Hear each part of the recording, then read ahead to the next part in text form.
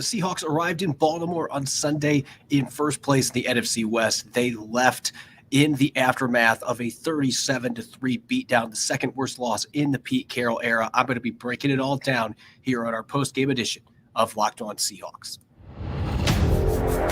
You are Locked On Seahawks, your daily Seattle Seahawks podcast. Part of the Locked On Podcast Network, your team every day.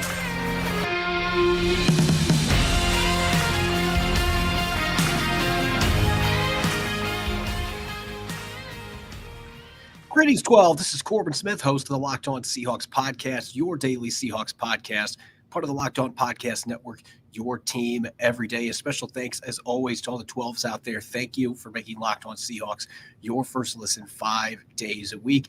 Even after the Seahawks get blown out, one of the worst losses of the Pete Carroll era in Baltimore today, 37-3, a game that actually didn't feel that close towards the end, with the Ravens playing their backup quarterback for the entire fourth quarter and stuffing Seattle's offense in all phases today. It was an ugly outing. I'm going to be breaking everything that went down at M&T Bank Stadium here on our post-game episode, plus our weekly game balls. Yes, there's still got to be game ball winners, and our weekly 3 up, 3 down. Without further ado, let's get to it. This is always a difficult game to try to analyze when your team is on the losing end, but the Seahawks, after going back and forth with 3 and outs early in the game, it looked promising the first quarter here in Baltimore. The Seahawks and Ravens looked to be engaged in a low-scoring affair, but after that point, the offense could not get out of its own way. Geno Smith and company could not convert third downs today. It almost looked like a typo. They converted on 8% of their third downs in this game, 1 for 12. As Pete Carroll said today after the game, you're not going to win many games with that. They have to convert, as he said, we have to convert on third downs, which is everybody. We got rushed today pretty good. They rushed us and mixed their stuff really well. It was hard, like they've been on everybody. We just have to find out ways to make first downs. I think we were 1 for 12 on third down. You can't play offense like that and expect anything. It's as hard as it gets. Really an atrocious performance by everybody. And I know that it's going to be easy to point the finger at Geno Smith coming out of this game. And he did not play well. The first time in his 2 seasons as a starter for the Seahawks that he completed under 50% of his passes, 46% to be exact, barely over 150 yards, and a lot of those came in garbage time late in regulation when the outcome had already been decided. There was no run game, 29 total rushing yards for the Seahawks in this contest. They just couldn't get anything done, and really it started with the offensive line. The line with this 6 combination of starters, the first time they had Phil Haynes back in the lineup with Stone Forsythe at right tackle. They were rotating Jason Peters in, and unlike a week ago when they were able to have good results against the Cleveland Browns stingy defense, it was the exact opposite today. The Ravens were able to consistently get pressure on Geno Smith, and when Geno was able to get the football out of his hands, they had 3 swatted passes at the line of scrimmage. They sacked him 4 times. There were a few other sacks that he was able to wiggle his way out of, and you could tell that he became frazzled. He was having happy feet in the pocket. He wasn't completing passes on throws we normally see him complete, particularly after the second quarter. It just looked like he was rushed. So the pressure is starting to get to him. So you just look at the offense in general in this game.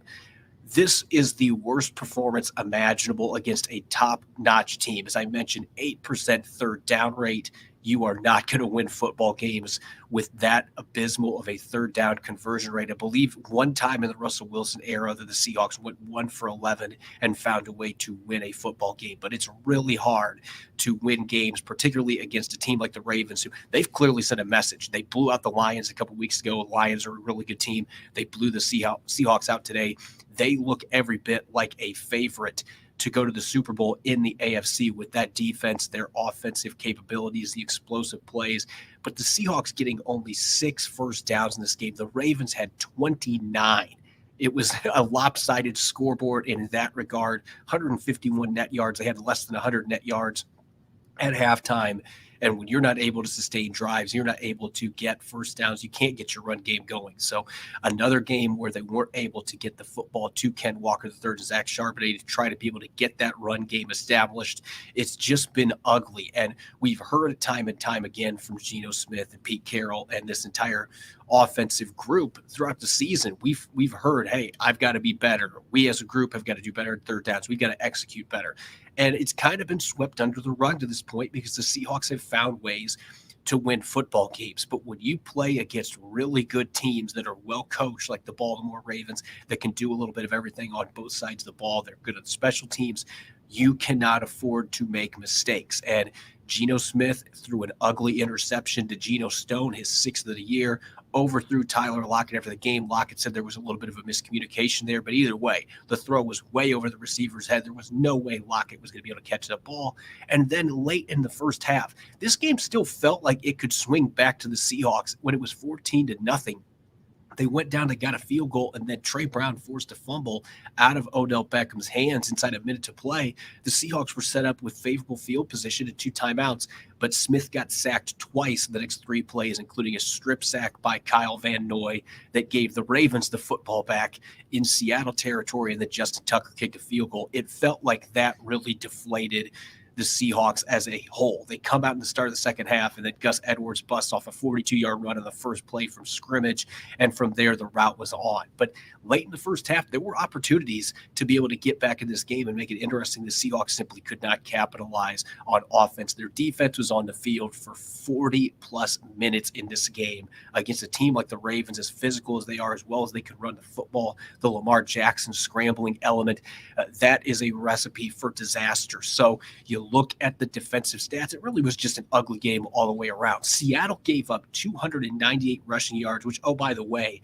that is almost 42% of the rushing yards the Seahawks gave up total in their first 7 games. That is how much this was a change from what we have seen the first part of the season, where the Seahawks have been a stingy run defense.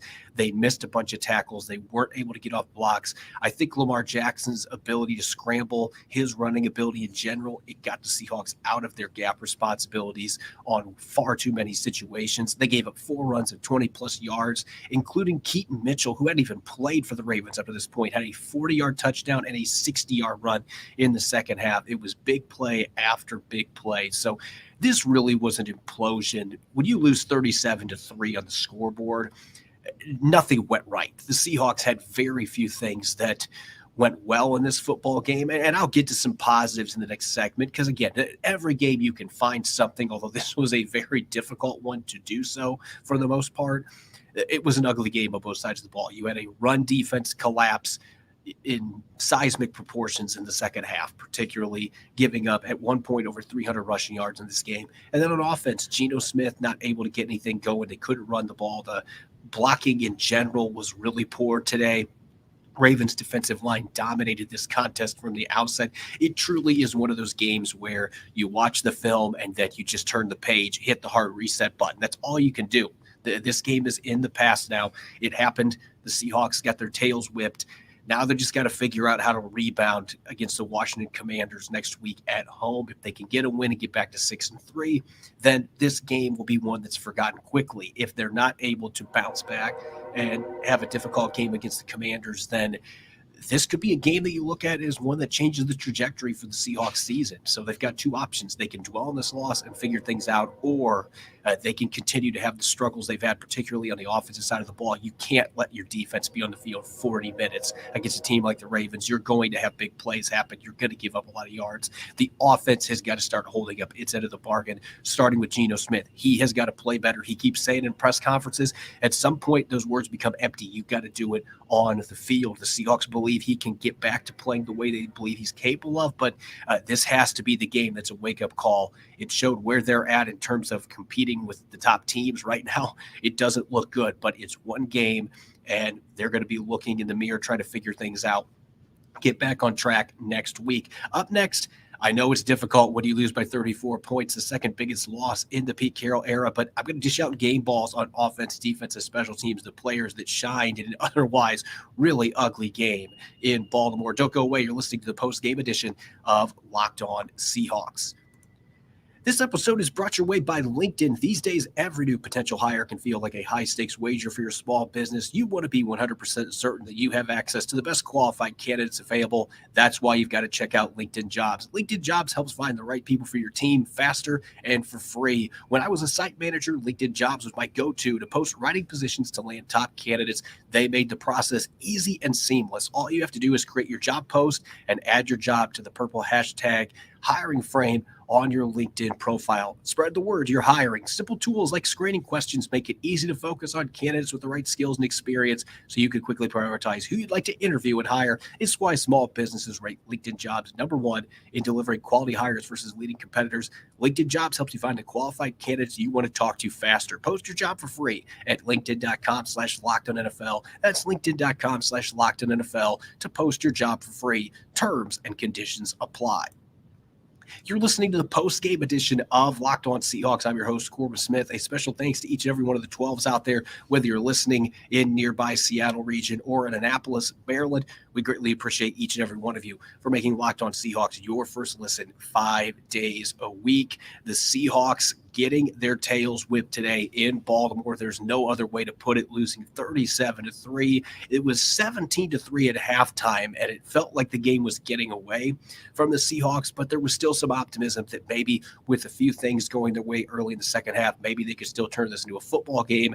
It went the opposite direction, and the Ravens came out and really took control with their run game and a ferocious pass rush, winning this game by 34 points, the second worst loss in the Pete Carroll era. Only the 42-7 loss to Todd Gurley and the Rams in 2017 was worse. So certainly that's not something that you want to have your game stack up to. But even in defeats like this, you still got to find a way to look at the positives. And you know an optimistic coach like Pete Carroll is going to be doing that. So without further ado, here are my game balls on offense, defense, and special teams.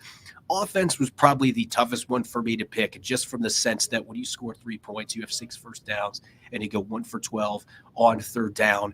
It's really challenging to find anybody that really stood out. But let's give some props to Jackson Smith in Jigba with our first game ball here. And the rookie did not start this football game out well. The Seahawks on their first third down, Geno Smith actually delivered a strike on the sideline to Smith and Jigba, and unfortunately he bobbled the reception, and before he fully secured it, he was out of bounds. So that put the Seahawks in a bad spot starting off on offense, but he rebounded in the second half. He was one of the few bright spots on either side of the football. 6 catches, 63 yards, had a deep ball that he caught down the right sideline from Geno Smith, 10.5 yards per catch. Got to see him pick up a few yards after the catch on a screenplay. Unfortunately, it was 3rd and 1 billion, so he didn't get the first down. But in a game like this, you're looking for any little positives that you can find. And I thought Smith and Jigba was one of the few players on offense that really felt like he was still fighting until the end of this game, made some big plays. And we're starting to see him become a bigger focal point in this offense. You'd like to see DK Metcalf and Tyler Lockett be able to build off of that with opponents having to pay more respect to Smith and Jigba, but it hasn't happened on the field. But still, I thought on a day where really nobody else could get anything going on offense, Smith and Jigba led the team in receiving yards and receptions. One of the few bright spots for Seattle on either side of the football. The biggest bright spot, and this is a guy that now has won 3 game balls in Seattle's first 8 games. He has been dominant, though today he really had a couple big plays, and then he was quiet the rest of the game. But still, Boye Mafe tying a team record now, 6 consecutive games with a sack. And the sequence where this happened, early in the second quarter, Mafe was able to get into the backfield quickly unblocked, and Lamar Jackson showed the world what kind of world-class speed that he has, because Mafe looked like he had a sack, and then Jackson just turned on the afterburners, and he turned a potential sack into a 23-yard run down the right sideline. But Mafe got his revenge. 2 plays later, comes in, strip sacks Jackson, and the Seahawks recover. Guess who recovered it? Boye Mafe. So not only did he get the sack and the strip, he also recovered the fumble. And so Boye Mafe continues to have an outstanding season. Again, he ties the team record 6 consecutive games with a sack. He gets the strip sack. He also recovers the fumble. And this was the juncture of the game where the Seahawks were still only down 7 points. It was 7-0 when this happened. This was after Geno Smith's interception. And Mafe was able to mitigate the damage on that, getting his own turnover. It felt like this could be a play that maybe ignited the Seahawks. Unfortunately, the offense, as they did all day, couldn't do anything with it. And the Ravens get the ball back, and it's 14-0 a few minutes later. So rest of the game really was this way. Every time it looked like the Seahawks were going to get a sliver of momentum, the Ravens took it back and then some. But give some kudos to Boye Mafe, one of the few big plays today for the Seahawks on that strip sack and also recovering it. You don't often see guys that force the football into the quarterback's hands also recovering the fumble. So kudos to him. He continues to have a great season. Today just unfortunately was not a good day for the Seahawks defense in general. He was one of those few slivers of hope coming out of this game. And on special teams, when your MVP of the game is your punter, that's probably not a good omen, but when you lose by 34, that's usually how it goes. Michael Dickson had a really strong day, 7 punts for 320 yards. You don't ever want to see those two stats in a game because that means your offense wasn't doing anything. So many 3-and-outs, but Dickson delivered. He had 3 kicks inside the 20, including one early in the first quarter that was down at the 4-yard line. So he continues to be masterful pinning opponents deep, winning the field position battle. And again, I want to emphasize this. If you were watching this game closely, in the first quarter, it felt like it was going to live up to the billing. This was going to be a low-scoring defensive contest. The Seahawks defense came out hot. They got a couple 3-and-outs, and then the Seahawks offense couldn't do anything on the other side, and there were punt fest, really. There was punts on both sides. And so this was a game where it felt like early the Seahawks were getting the advantage with field position. They couldn't do anything with it. And then the Ravens started to find some rhythm with their run game. We're able to get some of that quick passing game going. Next thing you know, things just started to fall apart, and the game started to get away from Seattle late in the first half, continued to snowball on them in the second half. But Michael Dickson was not the problem. He had several great punts today, and really special teams, there were some mistakes, but compared to offense and defense, it was a little bit better on special teams in a game where the Seahawks really couldn't do very much of anything right. Let's switch gears now to our 3-up, 3-down. And as I mentioned earlier, it's tough in these post-game episodes when you're talking about a defeat, let alone one like this. It was so lopsided.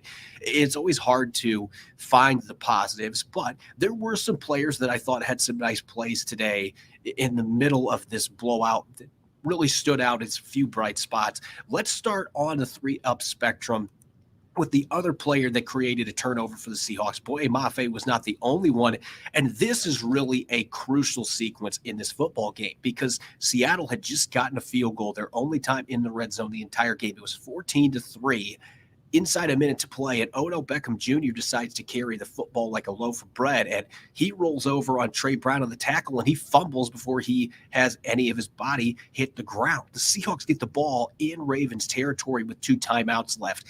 That was really a play that I thought had a chance to be a game changer, because if Seattle could have gone down, as Tyler Lockett said after the game, even if they only get a field goal there, it's a 1-score game at halftime. It's 14-6. This sequence really deflated the Seahawks, though, because then Geno Smith gets sacked twice. The second one, he's strip sacked by Kyle Van Noy. Justin Tucker kicks a field goal, and now it's 17-3 at halftime. And that 14-point lead compared to 8 points, it felt insurmountable. And the body language just showed the Seahawks were that was something that really deflated the football team. They just didn't look right, and then we saw the 42-yard run coming out. But that was a really nice tackle by Trey Brown, keeping Odell Beckham Jr. on him, and then he fumbles it, holding the football loosely, carelessly, and the Seahawks unfortunately just couldn't take advantage of it. On offense, DK Metcalf only had 1 catch in this game on 4 targets, a second straight game where his catch rate on targets was under 50%. That needs to be corrected quickly. They got to find ways to get the football to him more. But his 1 catch, this is, again, a game-changing play late in the first half. It was a 50-yard completion on a crosser, race down the sidelines. It led to Jason Myers' field goal. It was plays like this that started to give you some hope that maybe the Seahawks could find a way to make this game competitive after a rough start. But they couldn't fully cash in. They only get a field goal off it, and then Metcalf doesn't have another catch the remainder of the game. But in a game where very few players on offense did anything, a 50-yard catch lands you on the 3-up this week, especially when he should have had a touchdown that Geno Smith short-hopped a couple plays later in the end zone. It was a poor throw. DK Metcalf probably should have had a touchdown there. That would have made his game look significantly better. It's not just his fault that he is posting low catch rates right now. The quarterback's got to do a better job getting the football to him. And my last big winner on defense, Jordan Brooks, didn't have a perfect game. There were a few plays where he missed his assignment with run gaps, got out of position, a few plays in coverage where the Ravens were able to get the ball to Mark Andrews or other players, and they were able to pick up some big yardage. So far from a perfect performance, but Brooks also had a really nice pass breakup against Justice Hill on a wheel route. And that play wiped out some points for the Ravens. So that was certainly a big play from Brooks in coverage. You see the athleticism, finished with a team high 11 tackles. He was certainly not the biggest problem for the Seahawks defense today. Made some really nice plays and continued his recent run of stellar play at the linebacker position. On the flip side for 3 down, this is the opposite of the 3 up where I was struggling to find players. This is one that it felt like I could have put a number of different players on this list, but believe it or not, I'm actually going to start on the defensive side of the football.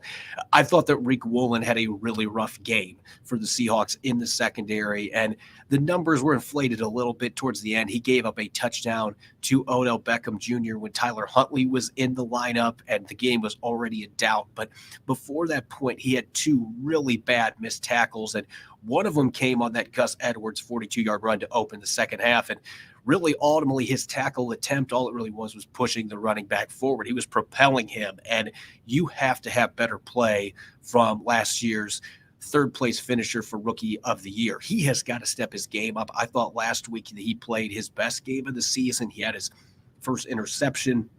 And then this week, it just seemed like he was out of position. They were picking on him in coverage, and he missed several tackles. So they need Riq Woolen to start playing to his capabilities. Right now, I just don't feel like his tackling is where it should be. He's been out of position in coverage more than what we've seen. He just doesn't look as confident out there. They've got to find a way to get that confidence back for him in the secondary. Honorable mention, I guess dishonorable mention here. Devin Witherspoon also missed some tackles. I thought this was his roughest start for the Seahawks in his rookie season as well. But Woolen giving up the touchdown late, I guess you could say he gets the honors here. As far as my next group, I'm going to be going with the offensive line. It would be easy for me to put Geno Smith on here. I certainly considered it when you consider that he threw a 46% completion rate, had an interception. He has 8 turnovers in the last 4 games. There's a lot of reasons to put him on here, but this game, it felt like the offensive line to me was the biggest problem. Geno made his mistakes, but from the outset, they couldn't protect Smith. They couldn't open up any running lanes for Ken Walker III or Zach Charbonnet. There was instant penetration almost every play, it felt like. That goes back to the offensive line. They had their 6 different starting offensive line combination in 8 games. That lack of continuity, Pete Carroll was talking about this last week. They like the fact they've been rotating some players, but today it did not work out in their favor against a really talented Ravens defensive line. You add in the fact there were 2 false starts, one of them by Jason Peters early in the game.